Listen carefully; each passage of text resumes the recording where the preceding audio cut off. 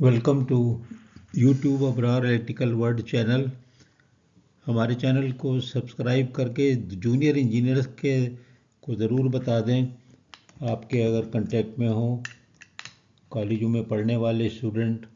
क्योंकि मेरे जितने भी ये हैं, ये ओरिएंटेशन का यही है कि जो हमारे नए इंजीनियर्स हैं उनको ज़्यादा से ज़्यादा मालूमात फराहम कर दी जाए ताकि वो मुल्क से बाहर इमिग्रेशन पे जाएं तो वो वहाँ पर कामयाब हों।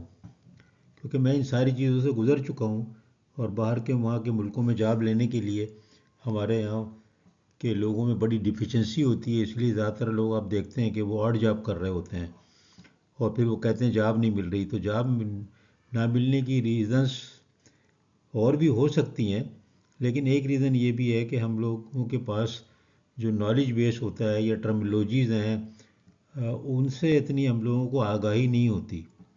काम जानते हैं लेकिन हमें वो टर्म नहीं मालूम, क्योंकि हम यहाँ पर अपने उर्दू में बात करते हैं और कुछ भी कहते रहते हैं।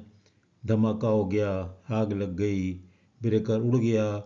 मैं अपनी क्लास में हमेशा अपने इंजीनियरिंग के स्टूडेंट को समझाता हूँ कि इस तरह की कोई भी ज़बान इस्तेमाल ना करें फील्ड में, क्योंकि इस तरह ना आपकी वोकैबुलरी इम्प्रूव होती है और ना ही आपको कुछ आगे इंटरव्यू के लिए अल्फाज मुयसर होते हैं जो कि आप इवन लोकल इंटरव्यू में जवाब दे सकें। क्योंकि ये जवाब इंटरव्यू में नहीं चलते कि धमाका हो गया, ब्रेकर उड़ गया, आग लग गई, ये नहीं चलता। आपको जो है ना प्रॉपर वर्ड के क्या हुआ था वो आपको बताना पड़ता है। ये कोई जवाब नहीं होता कि एक्सप्लोजन हो गया, ये कोई जवाब नहीं होता। तो इसलिए मैं कहता हूँ कि जूनियर बच्चों को बताएं ताकि मैं उसमें ये चीज़ें भी बताता हूँ जो कि बज़ाहिर तो फालतू हैं लेकिन बड़ी इम्पॉर्टेंट है। अब आज का मेरा मौजू है अंडरग्राउंड केबल फॉल्ट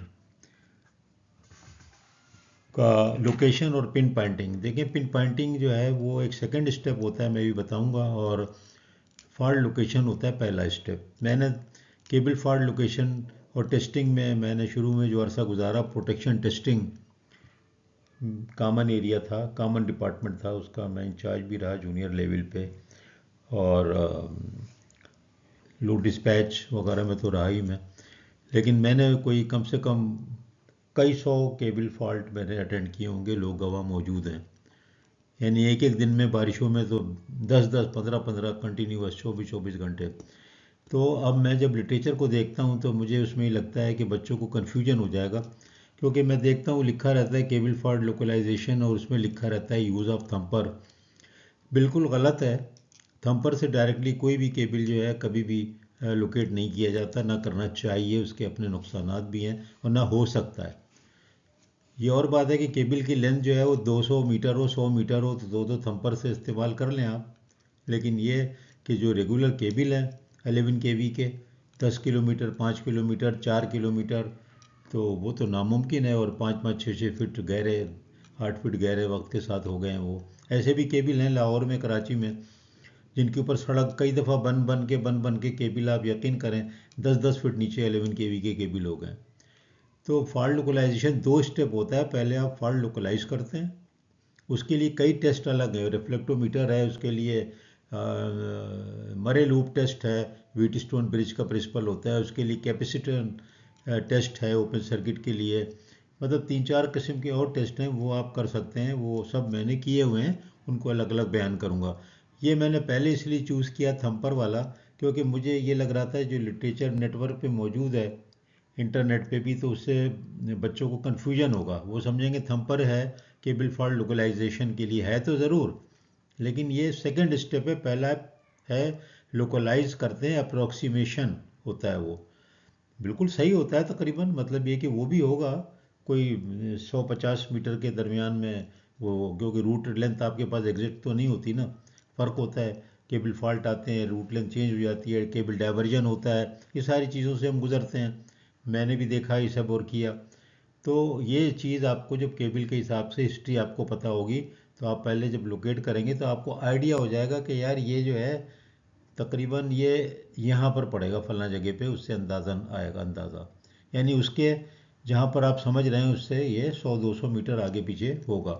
वहाँ पर जाके फिर उस 100-200 मीटर पे थंपर का इस्तेमाल करते हैं। तो अब हम आगे चलते हैं कि थंपर क्या होता है और कैसे इस्तेमाल करते हैं। मैं जो इक्विपमेंट दिखाऊंगा, इस तरह की इक्विपमेंट मैंने सैकड़ों बार इस्तेमाल किया है, इसलिए मुझे इसके प्रोज एंड कॉन्स भी मालूम है, इसलिए मैंने ये तमीद बांधी कि ये बिल्कुल लोकलाइजेशन के लिए नहीं है फर्स्ट स्टेप में। तो फर्स्ट स्टेप क्या है? Localize the cable fault by the fault localization test. अभी मैं इसकी स्पेलिंग सही कर दूंगा तो ये आपको इंशाल्लाह सही नज़र आएगा। लेकिन पहला स्टेप जो है मैंने आपको बताया, वो कई हैं, 4-5 टेस्ट मैंने नाम लिए अभी। और मरे लूप तो बहुत ही कॉमन है, व्हीटस्टोन ब्रिज पे बैलेंसिंग सिस्टम पे ऑपरेट करता है। ऐसी जो है वेव फॉर्म रिफ्लेक्शन वाला भी बड़ा कॉमन है। और ओपन सर्किट अगर हो जाए केबल, कहीं पर फॉल्ट आते हैं ओपन सर्किट के जॉइंट पे, तो वो उस केस में भी ये आप लोकलाइज करेंगे। और सेकंड स्टेप में आप थंपर का इस्तेमाल करेंगे। थंपर है क्या? थंपर देखिए इस शक्ल की एक ही इक्विपमेंट है, ये मैंने HV इनकॉर्पोरेट कंपनी का थंपर इक्विपमेंट है। मैंने कहा पिक्चरें डाल दें तो आप पहचान जाएंगे, इसी तरह के होते हैं, मैंने भी इसी तरह के यूज़ किए। और उसके बाद मैं दिखाता हूँ, देखिए ये मेगर कंपनी का ये है थंपर। और इस थंपर के साथ ये इक्विपमेंट भी होता है जिससे आप पैदल चलते हैं, कान में ये लगाते हैं आप माइक्रोफोन, और इसको आप केबल रूट पे रखते हैं, यहाँ से आप सर्च देते हैं इस मशीन से। सर्च जनरेटर कहते हैं इसको, सर्च जनरेटर भी कहते हैं। थंपर तो यार बड़ा देसी लफ्ज़ है असल में, लेकिन अब ये कॉमन हो गया। लेकिन असल में थंपर हम लोग नहीं कहते, हम लोग सर्च जनरेटर इसको कहते थे, लिखा भी सर्च जनरेटर ही होता है इनके ऊपर। ये powerful surge cable fault cable के अंदर देते हैं, एक एंड से दूसरा एंड ओपन है, और वो जिस फॉल्ट में आपने लोकेट किया फॉल्ट उसी में देते हैं। और इसके अंदर बड़े बड़े कैपेसिटर होते हैं, हमने ये कैपेसिटर भी इवन हमारे डैमेज हो जाते हैं। मैंने ये केबल इसके अंदर जो बड़े बड़े कैपेसिटर होते हैं अच्छे खासे, तकरीबन 1-1 फीट के कैपेसिटर, बड़े हेवी डिस्चार्ज होते हैं वो, इसके अंदर सिस्टम है पूरा। ये रेज होता है वोल्टेज और फिर डिस्चार्ज कर देते हैं, चार्ज करते हैं डिस्चार्ज करता है ये इक्विपमेंट। तो ये जो सर्ज जनरेटर है ये काफ़ी दफ़ा इस्तेमाल किया, हत्ता कि हमने इसको रिपेयर भी किया बहुत दफ़ा, क्योंकि ये ऑपरेट करते करते करते फिर ये अंदर कोई प्रॉब्लम आ जाते हैं, कैपेसिटर ख़राब हो जाते हैं। कैपेसिटर भी इंपोर्ट करके मंगाए और हमने इनको रिपेयर भी, मैंने इसको किया है अपनी टीम। और हमने, मैं जब कहता हूँ मैं तो मतलब ये हम कहना चाहिए, हमारी टीम ने, हमारे सीनियर इंजीनियर्स, मैं खुद भी, और हमारे जो होता है सपोर्ट स्टाफ, फोरमैन वगैरह का भी बड़ा इसमें दखल होता है, सब हम लोग रिपेयर करते थे इसको। तो इसलिए मुझे हैंड ऑन मालूमात है इस सारे इक्विपमेंट के बारे में। ये कान में लगा करके सैकड़ों मील में चलाऊँगा बिला मुबालगा। तो अब आप देखें आगे, cable thumper basically portable high voltage surge generator, देखिए लिखा है ना, ये is use to inject high voltage DC surge about 25 kV। अब ये इसके ऊपर सेटिंग होती है, मेंशन तो उसमें नज़र नहीं आ रहा पिक्चर में, लेकिन होगा ऐसे कि 5 kV, 10 kV, 15 kV, 20 kV, 25 kV लिखा होगा। आप उसके हिसाब से सेलेक्ट कर लें वोल्टेज को, और उसके हिसाब से फिर आप उसमें उतनी एनर्जी डिस्चार्ज करें। अगर आप 25 kV ही देते रहेंगे हर वक्त तो केबल का इंसुलेशन वीक हो जाएगा। जो ओवरऑल जहाँ सही है उनको भी तो जाहिर है कि ये हेवी वोल्टेज का सर्ज मिलेगा और वीक हो सकता है। तो अगर 5 kV पे आवाज़ नहीं आ रही, 10 कर लें, 10 नहीं तो 15-20 कर लें। इस तरह सिलेक्शन 2-3 तो होते हैं, और उसके बाद आप वोल्टेज को रेज भी करते हैं उसी हिसाब से। फिर ये थंपिंग एक्शन ये खुद ही करता रहता है, आप उसको जब ऑन कर देते हैं थंपर पे, तो आपको हर दफ़ा बटन नहीं दबाना है, वो एक साइकिल होता है, वो चार्ज और डिस्चार्ज उसमें करता रहता है। तो ये केबल थंपर या केबल सर्ज जनरेटर कहें तो ज़्यादा बेहतर है। जब आपका इंटरव्यू हो तो आप सर्ज जनरेटर का लफ्ज़ भी इस्तेमाल करें, क्योंकि सर्ज जनरेटर का लफ्ज़ जो है वो टेक्निकल वर्ड है फॉर थंपर। अब ये चूंकि बहुत लंबा केबल हो, तो देखें बहुत लंबे केबल का मैंने लिख दिया कि वहाँ पर फिर आप जो है यूज़ करें दूसरा टेस्ट इक्विपमेंट, और उसके बाद इसको सेकंड स्टेप के तौर पे यूज़ करें। और थंपर के साथ दूसरे मसाइल हैं, आवाज़ कभी साफ़ नहीं आती, और आपको चूँकि पैदल चलना है रूट के ऊपर, तो हो सकता है कि आप ऐसे एरिया में काम कर रहे हो जो बहुत रश का एरिया हो। मिसाल के तौर पर मॉल रोड पे काम कर रहे हैं आप, या कराची में आप ओल्ड एरिया में काम कर रहे हैं, ओल्ड टाउन में कर रहे हैं, हैदराबाद में, और इसी तरह सक्कर में आप अंदरून शहर मुल्तान में, तो वहाँ पर आप देखेंगे कि इस कदर नॉइज़ लेवल होता है कि वो जो मैंने आपको दिखाया इक्विपमेंट, उससे सुनना बड़ा मुश्किल होता था।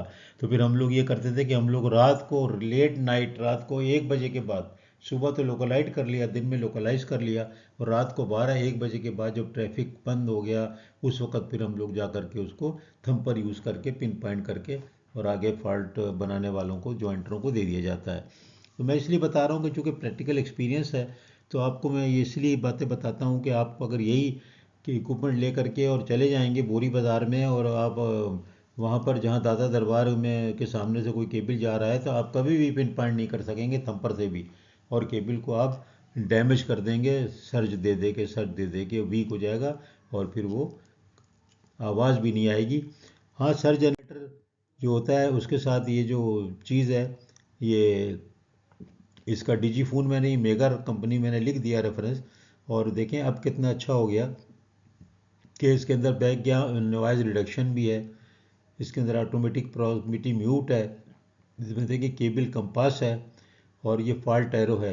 ये केबल कंपास और फॉल्ट एरो ये हमेशा से होता है। इसके साथ यहाँ पर एक और भी एक इंस्ट्रूमेंट होता है, इसमें शो नहीं है यहाँ पर, एक छोटा सा कह लें कि जैसे 6 इंच बाई 8 इंच का एक होता है, वो भी आपको गले में लटकाना होता है। अभी आप कोई पिक्चर देखेंगे कभी तो आप देखिए गले में भी एक इंस्ट्रूमेंट होगा, और ये चीज़ तो केबल रूट पे रखते जाएंगे, ये तो कान में लगा लेंगे। लेकिन एक चीज़ और आपके सामने, आपके यानी एक डब्बा सा होगा, उसके ऊपर जो है एरो भी आता है कि केबल रूट कहाँ पर है, और वो केबल रूट के हिसाब से एरो चलता है। और अलग से भी इंस्ट्रूमेंट आते हैं जो हम केबल रूट को ट्रेस करते थे, लेकिन इसके अंदर बिल्ट इन होता है कि आपका जो है कंपास, और ये आपको रूट बताता रहे, और फॉल्ट की जो यानी सर्च की जो डायरेक्शन है वो भी बताता रहे। तो ये देखें, ये सब चीज़ें अब कितनी एडवांस हो गई हैं और कितनी आसानी हो गई। लेकिन फिर भी आप ये मत समझें केबल फॉल्ट को मालूमात करना, लोकेट करना काफ़ी मुश्किल काम है। कोई नहीं ये कह सकता कि वो हर केबल फॉल्ट को डिटेक्ट कर लेगा और जो उसको ढूंढ लेगा और पिन पॉइंट कर लेगा। देखें, ये एडवांटेज केबल थंपिंग का तो मैंने आपको बता ही दिया, सब तरह के फॉल्ट कर लेगा। लेकिन ये देखिए, बोल्टेड फॉल्ट को ये आवाज़ नहीं आएगी। होता क्या है, आवाज़ आती क्यों है? जब आप सर्ज उसके अंदर किसी चीज़ में देते हैं तो वहाँ पर रेजिस्टेंस होना चाहिए, ताकि जब करंट उस रेजिस्टेंस के थ्रू गुजरे तो जैसे आर्किंग में आवाज़ नहीं आती, तेज़ आएगी या चुटरू चुटरू आएगी या पट पट आएगी, वो आवाज़ आएगी जबकि वहाँ पर रेजिस्टेंस होगा। अगर वहाँ पर रेजिस्टेंस नहीं है और बिल्कुल आप एक चीज़ को ज्वाइंट कर दें एक नट बोल्ट से कहीं पर फॉल्ट को, तो फिर वहाँ पर आवाज़ नहीं आएगी। तो इसलिए जब बोल्टेड फॉल्ट हो, यानी कि 100% शॉर्ट सर्किट फॉल्ट हो, कोई भी रेजिस्टेंस ना हो, इसका ये मतलब होता है कि वो फॉल्ट भी थंपर से भी डिटेक्ट नहीं होगा। फिर आपको फॉल्ट लोकलाइजेशन से तो बिल्कुल फर्स्ट क्लास वो डिटेक्ट होगा, जबकि बोल्टेड फॉल्ट होगा वो काफ़ी एक्यूरेट जो है वो मरे लूप से ही हो जाएगा या और तरीक़ों से हो जाएगा, लेकिन वो थंपर से पिन पॉइंट नहीं होगा। तो ये बड़ा हमें इन चीज़ों से बहुत वास्ता पड़ा है, इसलिए मैं काफ़ी ज़ोर दे के चीज़ों को बता रहा हूँ। मैं इसमें जो कुछ लिखा है और जो लिटरेचर में लिखा है उससे मैंने पढ़ के नहीं, बल्कि मुझे 15-20 साल जो सैकड़ों के बिल मैंने टेस्ट किए उसकी बुनियाद पे ही बातें हैं। इसी तरह मैं एक और वीडियो करूँगा, जैसे कि आप देखेंगे बर्निंग ऑफ फॉल्ट आपको मिलेगा, आप नेट पे चेक करें अगर आपको काम है ये, आप बर्निंग ऑफ फॉल्ट देखें, उसके भी मुझे बहुत सी चीज़ें ऐसी पता हैं कि बर्न किस तरह करना है, और किस तरह बंद करने के बाद जो है वो फिर थंपर यूज़ ही नहीं हो सकता, या बल्कि मरे लूप टेस्ट भी नहीं हो सकता, आपका फॉल्ट लोकेट ही नहीं हो सकता अगर गलत तरीके से आपने बर्निंग कर दी। वो भी मैं बताऊंगा, बिल्कुल अपने एक्सपीरियंस बेस पे, जो मैंने एक्सपीरियंस हासिल किया है उस बेस से बताऊंगा।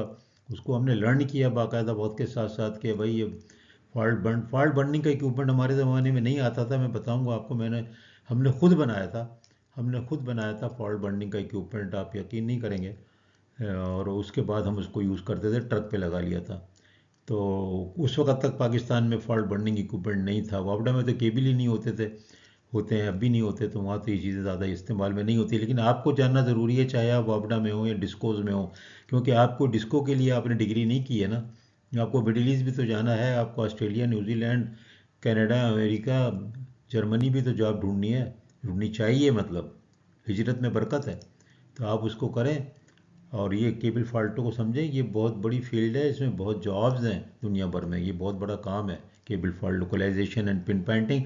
इस पर 5-6 वीडियो करूँगा लेक्चर, और बिल्कुल मेरे ज़ाती होंगे वो, एक्सपीरियंस बेस्ड भी, और लेटेस्ट इक्विपमेंट भी उसमें मैं दिखाऊंगा जैसे मैंने आपको दिखाया। बहुत बहुत शुक्रिया। ये गरीब और शरीफ और इंटेलिजेंट बच्चों में ज़रूर डिस्ट्रीब्यूट करें भाई, क्योंकि उन्हीं का फ़ायदा है, उनको जॉब मिलेगी तो वो हमें दुआ देंगे। और बहुत बहुत शुक्रिया आप लोगों का।